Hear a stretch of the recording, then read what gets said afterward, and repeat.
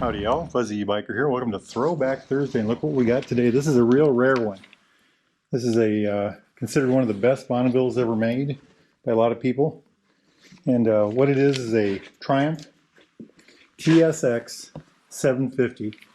It's it's kind of a Bonneville.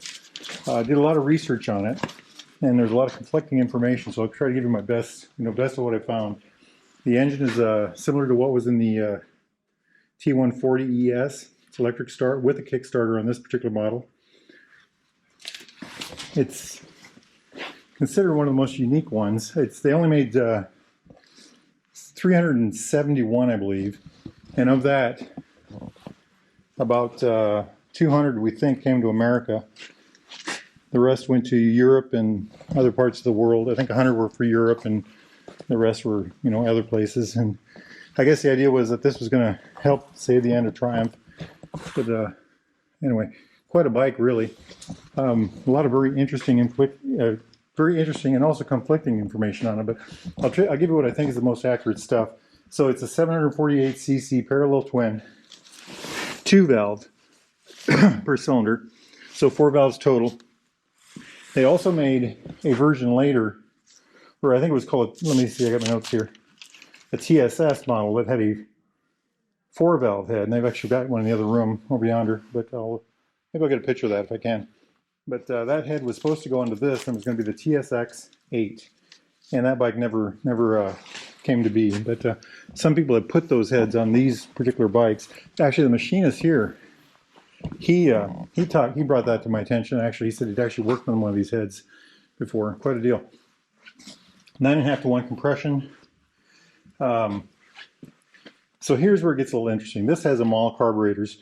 Some of the data I found said it had two 34mm Amal carbs, and that's what this seems to have.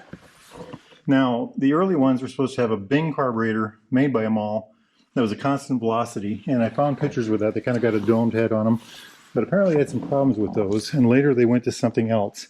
Now, we don't know if this was a conversion from the Bings to this particular Amal, or if this is the what they did after they, later in the deal. We're not sure about that. Anyway, these are supposed to put out about 58 horsepower. That's another conflicting number. I had another number that said about 48, but I'm going to go with 58. 750 it should be. 5-speed transmission. This actually has original tires. This bike, by the way, is these are actually original miles, I believe, which are 2358. We'll get back to the gauges here in a bit. But front tire was a 19 by 100. And here's the real cool part. The rear tire was a 16 by 100. And this has the original Avons on it. Apparently the advertising had a different kind of tire on it. I can't remember what that was. But the actual bikes, when they were released, had the Avons on it. And they also has, I think they were called Morris Mags, maybe, for the rims. I'll put that down below if I got it wrong. The bike was supposed to have a 55-inch wheelbase, 55.2, that's 1,403 millimeters. Have about a 30.5-inch seat. That's what it was known for, the low seat. That's 775 millimeters. And here's another number that was conflicting. Supposed to have a dry weight of 421 pounds, it's 191 kilograms. I found a couple numbers for that. Some are a little higher. Not much, within 20 pounds, I'd say 30 pounds. So not too bad. We're probably pretty accurate there. The other thing I found that was an oddity was they said some of these were, some of the information around said a 5-gallon tank or a 4-gallon tank. And that is not a 5-gallon or 4-gallon tank. That just, there's just not enough volume to that thing. And I'm trying to look here. We think this one is a 2.8-gallon tank, and that's about 10.5 liters. And that would be about right for the way this looks. So, very nice in that sense. Top speed on these are supposed to be about 100 miles an hour, and I already mentioned the 371 were made, is what they believe. And these were made at the Meriden factory in the UK, and the quality was supposed to be very high, and they were known for that, having high quality. They were known for having a good, smooth ride, a little bit of a quivering, but good overall ride. And they weren't, the power and Power was supposed to be relatively smooth, but probably not considered fast, especially in '83. So jumping over to my other set of notes, this is actually one of the first bikes I've ever had 2 pages of notes. We'll try to get through those. So this was a Wayne Moulton design. Wayne Moulton was the head of American Triumph at the time, and they asked him, or somehow or another, he got to design a bike that was specifically made for the American market. They had a model ahead of this that didn't do well, and they wanted to do something to get that done. And this is what he came up with. It's the only Triumph that was ever designed by an American. Bonneville was ever designed by an American. Triumph Twin, I should say, that was ever designed by an American.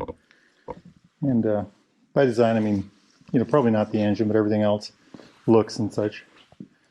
It's called the West Coast style. It's a factory custom, whatever you want to call it. It was known for having this low seat down here, where you already talked about the seat height.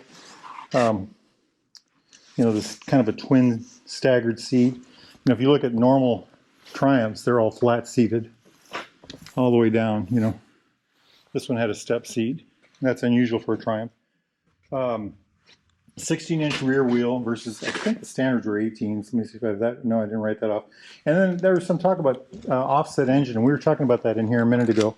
And we think what they're talking about is, if you look here, these spacers right here, there's a fat spacer here and a narrow spacer there. And we think the engine had to be bunged over a little bit. We're not sure why, but we think it's because of the wider tire. Because if you look at the clearance here, we're very tight. And they said something about a different swing arm, and this chainstay was different also. So we think that's because of the wider tire. The engine was just kind of pushed over to the chain side of the bike. So very unique. The engine is supposed to be similar or identical almost to a standard T140 Bonneville, T140 SE, where we talked about the carburetors and such. And here's again where it comes into a little different. I found a number that said 47 horsepower. I'm going to believe it's the taller number because, a lot of these other bikes have way more than that, and they're the old style. Another thing was the larger pipes. Look at these pipes. They're very beefy. I mean, look at this.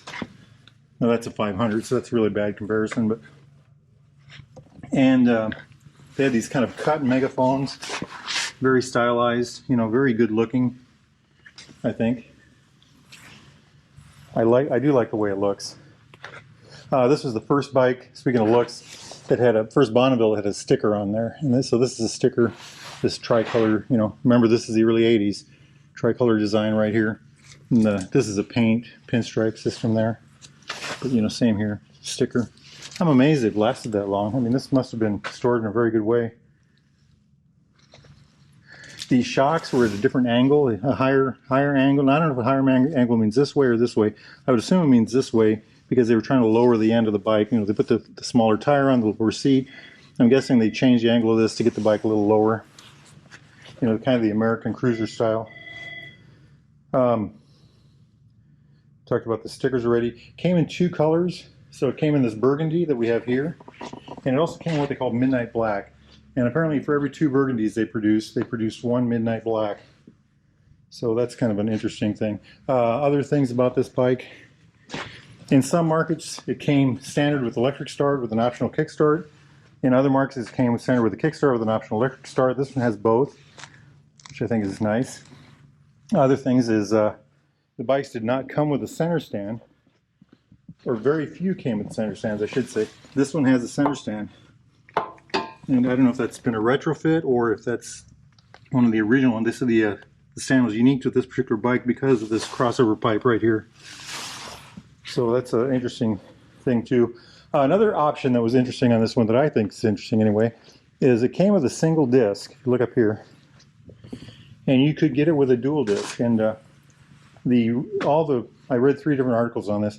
All of them talk about how this was a Lockheed brake system, the Lockheed disc system on the on the front. Yeah, it says Lockheed right there.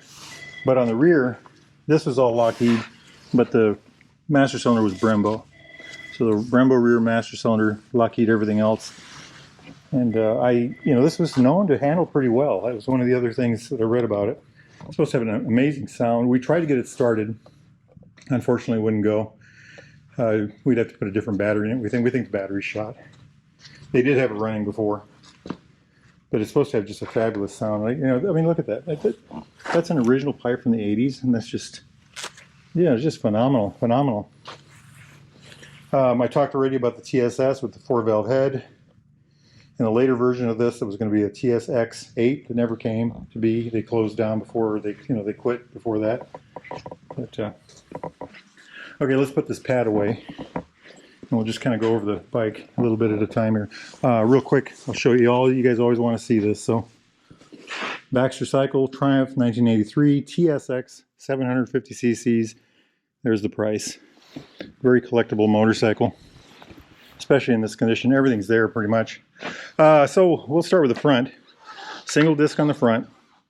By modern standards, that seems like a small disc. I found conflicting numbers on that. Can't remember what they were, but it's a pretty. Anyway, look at this big chrome caliper. Braided line. I wonder if that was original or shaded to it. Lockheed master cylinder. I could not find a fork diameter or travel. So, they look, I would say, it's hard to, I'm just going to guess, 35. The mag wheels. So, they said the mag wheels were a little heavier than the spokes, but less maintenance. And of course, this has the Avon tires on it. The original, these are supposed to be original tires. And look at this fender, isn't that just beautiful? That was another thing I kept finding was the quality of the build was supposed to be just fabulous. Another thing I read was that the blinker locations, most people would move the blinkers from here up to the headlight. And I thought that was an interesting thing. Apparently these brackets have problems, but this has the original location, the original blinkers. And this is something I wanted to figure out. I meant to look at that. It said that the headlight was mounted on wire. And can you see that? It's a wire bracket. I wonder what the reasoning was for that. Shaking or... But check that out. Isn't that cool? That's really nifty. So very neat. Very neat. It's got the plastic cover still on the tops here. Very interesting. Let's get back to the back here. Let's look at the engine. So the 748cc twin parallel twin, air cooled. It's got the very Triumph looking, that looks as Triumph as it gets. All blacked out. Milled end of the fans, oil lines. My understanding is the oil came from the scavenge pump, and that would run hot oil up to the heads that come through these pipes, get in here, cool the rocker arms, and then back down through the rocker tubes or the push rod tubes. But isn't that just neat? I love this. I mean, I just love this kind of stuff. I mean, it's just beautiful. It's got all the characteristics of a modern Triumph engine. I don't know what this is here. These are Amal carbs. We already talked about that. We don't know if they've been changed or if this was a modified bike or one of the later versions that came with them all. So we think came with them all anyway. We talked about the pipe, that beautiful pipe, the Lockheed. The Brembo brake caliper, and of course look at these. The rubber on this looks brand new. I wonder if that actually looks brand new. I wonder if that's been changed. I don't know the answer to that, but with this few miles, who knows? Of course, the kickstart. Everything I read said the starter was weak and that people would kickstart it when it was cold, get it running, and then once the bike was warm, they would use the electric start. And it was hard on the battery. And this bike apparently has a hard battery, or the battery's not working for us today anyway. Had different side covers than a Bonneville, of course. Different seat. I already talked about that. The higher bar on the back. The mag. It's just beautiful. Just beautiful. Now we talked about some of this already. The chainstay cover, the different swing arm, 16-inch rear wheel. Just a gorgeous bike.